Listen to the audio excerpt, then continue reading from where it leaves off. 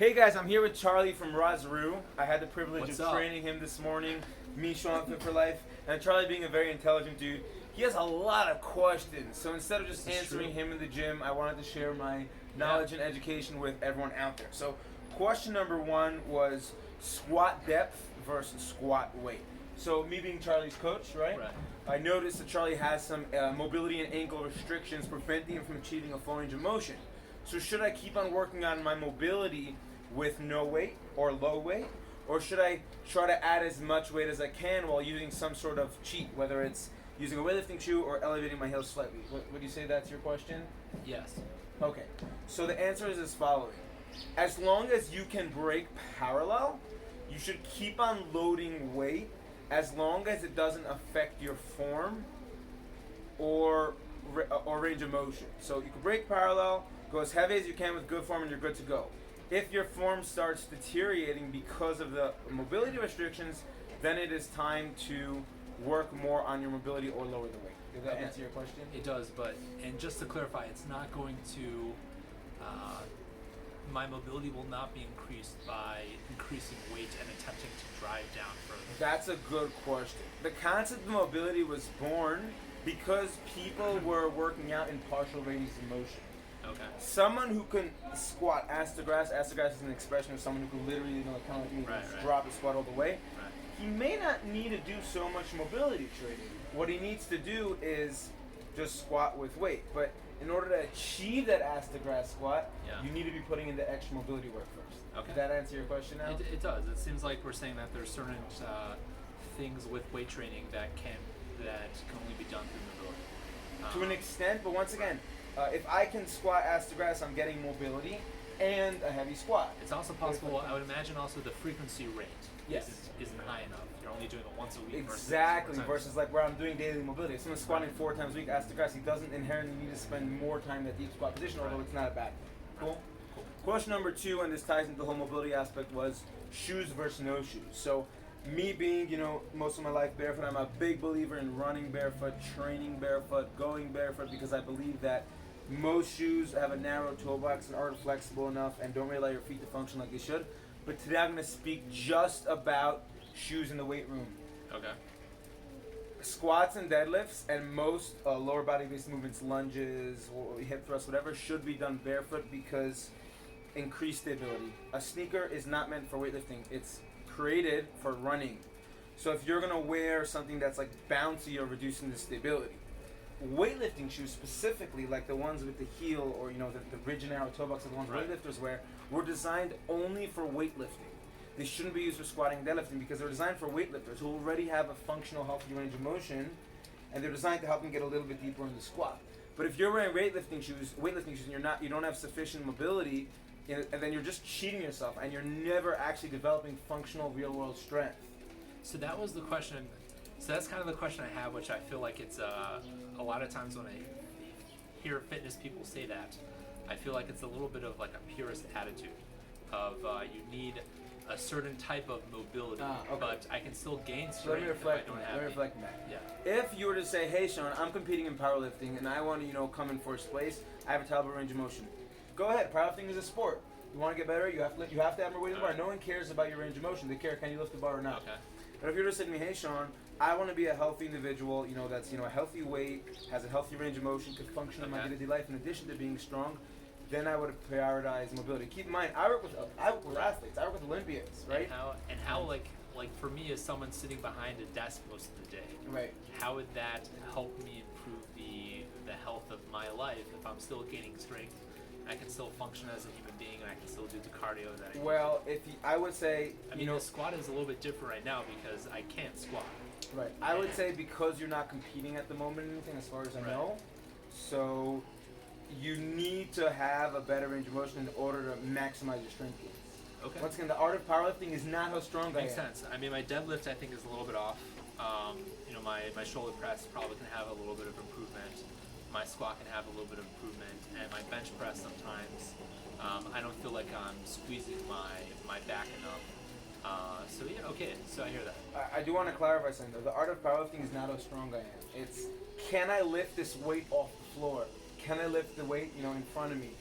no one cares. Am I cheating it as long as it's kosher, as long as it's within the regulations of the competition. Right. So like, yeah, I can lift 150 kilo, I can lift 300 kilo, but is it with a rounded back? Is it damaging my spine? You know what I'm saying? Okay. Right. Question number 3 was knees over toes. Knees over toes is a myth. What? Yeah. So when I heard that for the first time, and still right now, that goes against. Like for instance, one of the first things I read was Mark Rippletoe's book on starting strength. Right. And his big thing is make sure that your knees are like parallel to the end of your foot.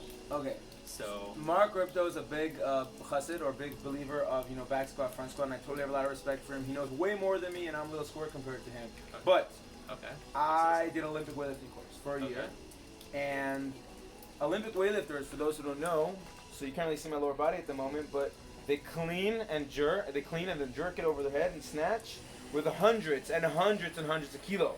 And when they're landing in their bottom position, their heels are staying on the floor, but their knees are going far over the toes. And they can handle through 200, 300, 400 kilo over their head or on their back or in front with their knees over their toes. So like, if they can handle it, then like regular human beings could too. But I think as the strength and conditioning coach, the reason why the knees over the toes myth was founded is because every squat starts with a hinge. You're like hinging back, and then you're shooting down. Coaches are trying to cue, don't start your squat with your knees. They wanted to cue, shoot that hip back and then bring your knees down. Okay. So that's where like, don't shoot your knees forward. But if you're in that position and your anatomy, because you're a tall individual or whatever it is, doesn't allow for your hip to go down without your knees over your toes, without your ankle lifting up, then you're okay. And what about my abs?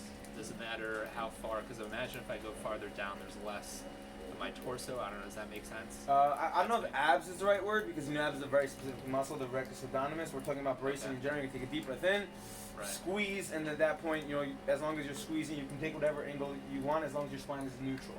So how forward would be too much then in that situation? Depends if you're doing like a front squat, a back squat, high bar squat, low bar squat. So a back squat, the angle, as long as your spine is neutral, it could look like that. Which is where a lot of powerlifters, it could be a little more upright. Okay. As long as your angle is kosher. As long as your spine is neutral. Okay. Okay. And how do I know my spine's neutral?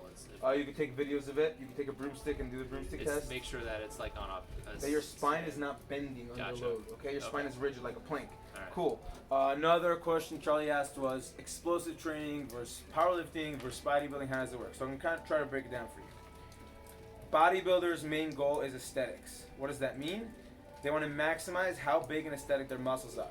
They don't really care, am I benching 100 kilo or am I benching 200 kilo? Now, obviously, the biggest bodybuilders are also damn strong. Don't get me wrong. They work out in the gym 2, 3, 4, or 5 hours a day, depending on how much roids they take. But, and they really, really focus on how big is the muscles. They don't really care, like, am I lifting this, am I lifting that? They just want to, like, do slow, controlled reps to maximize muscle damage. Right. Powerlifters focus on me strong, me lift weight. Can I pick this bar up off the floor or not? I don't care if my gut's hanging out. Definitely don't want to do that. I don't care if my gut's hanging out. I don't care if I can lift it. I don't care if I don't care if it's 100 kilo, 200 kilo. Can I lift this heavy bar off the floor and win my competition? Right. Olympic weightlifters or other athletes like ball sports, like football, which I work with a lot, they need to be as what? Explosive as possible, because that's going to carry over to the field the most. So why isn't there not overweight? Who? The Olympic lifters. Many of them are. Okay, great. Some Olympic lifters are very overweight because it matters how explosive they are. So depending on what style you're training is how you're going to train in the gym. A bodybuilder will train super slow and controlled, usually, not always. A powerlifter usually pick up the bar. I picked up the bar. I checked off the competition. I can drop the weight now. Whereas athletes, such as myself, will be lifting heavy weights to maximize strength and muscle growth, but also lifting a lot of explosive lifts. Right. Okay. Okay. That answers that. Number 5, mobility. What is mobility? Good question. Mobility is the ability to move your body in a full range of motion. What does that mean? I think that was pretty much going back to the prior question of I was just trying to get a better understanding for. This is something once again, as a professional, many times is that I've gone through a lot of different fitness professionals, and it feels like they're trying to be, once again, I hate using the word. Yeah, I hate using the word purist, but it sounds like they're very passionate about their craft, and not necessarily taking into account the professionals who are who are, let's say, just trying to be healthy and maybe for aesthetic reasons or being able to just feel more alive. So I guess I kind of answered the prior question, which is made me realize that one is my lifts are being affected, and that you just kind of need to stick to a routine, or else you're gonna just relapse into a place to where your mobility is just not what it's supposed to be once again. So I think that's the lesson I'm going to take. I was actually listening to, is it okay if I quote someone else on this? I was actually listening to a podcast between Joe Rogan and David Goggins the other day. And Goggins mentioned that every night he does 2 hours of mobility. Sweet. While he's watching television. And Rogan was like 2 hours. I do that too, bro. Really? Okay, great. So you're doing the same thing, so that makes sense.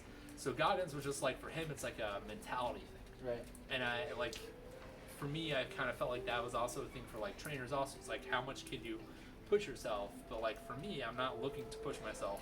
I'm looking to get done when I need to, but I think this helped put it into perspective, and that there are certain things that I need to do in order to move forward. And also I do want to get ahead of the game, and I feel like when I start hitting 50, 60, I'm going to start slowing down, and I want to make sure that I can keep going. Like I see these guys that are like 80 years old and they're ripped, and I definitely want to be that guy. Okay, so I want to address that. First, understand that. Ripped? Yeah, I want to address like what you said. I want to reflect on it. What's wrong with that? Come on. It's amazing. I want to reflect on it. All right. In general, you don't inherently need to do mobility training every day. Because as human beings, we messed up somewhere and we sit slouched over computers all day, sitting in a chair, we restricted our range of motion. Until AI comes around. Right. Because we restricted our range of motion, that's why we have to counter the loss mobility. So if we're sitting a lot like we both are now, normally I don't sit on chairs ever, but you know, sometimes you gotta do what you gotta do. We're currently floating over air right now. We're currently levitating. New Year's. Because we're currently sitting on chairs, we have to kind of counter by moving our body in the full range of motion. Right. I know that if we didn't sit over chairs so much and didn't sit slouched all the time, we wouldn't need as much mobility training. In addition to that, because in the gym we're not always training a full range of motion, we have to counter that by once again having the ability to move in a full range of motion for general health and wellness. Just have the ability to move like God intended, but even more so for injury preventative. If I'm stuck here, this is my range of motion in my shoulder, and I try to put a book on the shelf, I'll tear my rotator cuff just because I'm trying to put a book on the shelf. So just to function as human beings, I must restore a healthy range of motion. I don't have to be hyper flexible. Okay. I just have to have a healthy range of motion. All right. Look, I know people that are in their 60s and they have back issues. Right. And so and they shouldn't. And I know that. And I also see 7-year-old people that have a hard time walking. And I definitely feel like I don't want to be that guy. Yeah. And I feel like I just want to be that guy who's like 80 years old. I want to give doing bodybuilding competitions. I want to give one more point. It ties into like the old thing. I explained this to actually an athlete of mine last year. I said that when we're 67 years old, we're not inherently going to be as strong as we were when we were younger. It's not a fact. You never know where life might take you. Is there a percentage, like a statistical percentage of how much less that is? Well, if you don't strength train, your muscle loss is extremely accelerated after the age of 25. What if I strength train until your whole life, so you could maintain your strength that you had when you were 20? No way. Maintain, not increase. Really? Let me reflect on that. A trained 60-year-old. I feel like this is going to go on for a very long time. Well, no, because we do have to wrap up. Yeah. A trained 60-year-old is in the same shape as an untrained 20-year-old. I don't mean like a couch potato. I mean like a regular 20-year-old who like moves around and does his thing. Right. So that's not so good. But you can gain muscle in your 30s also, right? You can, but it's a little bit like harder and slower. And then at like 40, 50, 60, it's a little bit harder to gain muscle just because you're like genetic. So what's like the point in my 30s that I can't, like 34? There's no cutoff point, but at a certain point, if you're not strength training and not eating enough protein, the age is working against you. Gotcha. Okay, now. So you just got to be more disciplined as you get older. And, yeah. Okay, that's why a lot of older people are out of shape and have big belly. Right. With that being said, though, you can't maintain your strength and power into your 70s, but you can maintain a full range of motion. So if I want to be healthy and strong when I'm 70 years old, having the ability to move in a full range of motion is the biggest blessing and biggest key I can do. Wow. And we're going to wrap it up today with calluses. What are calluses? Good question. Calluses are literally the muscles of your skin. Your skin says. The same way with muscle, right? I do my shoulder press over time, and I put more and more weight on. What happens is my shoulder says, beep. I can't, no cursing. Right. I have to get stronger here so I can bear this load that I'm doing repetitively. Calluses are the same thing for the skin. They have increased. And I think Right, and it just finish that. And They have an I'll say my increased point. blood flow. They're super important for your body, so don't pick them as tempting as it is.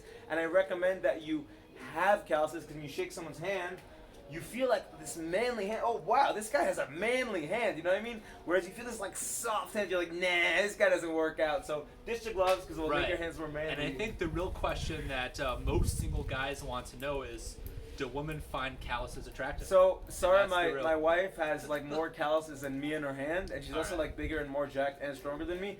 So like I guess I'm a lucky guy, but you'll have to ask your future girlfriend if she's I don't know, okay like that maybe you live. Is this going to be on IG, whatever? Like, can you just in the comments below if you want? Let us know, guys. If you're a girl and you're attracted to this beautiful gentleman right here, there we go. Are you okay that he has calluses?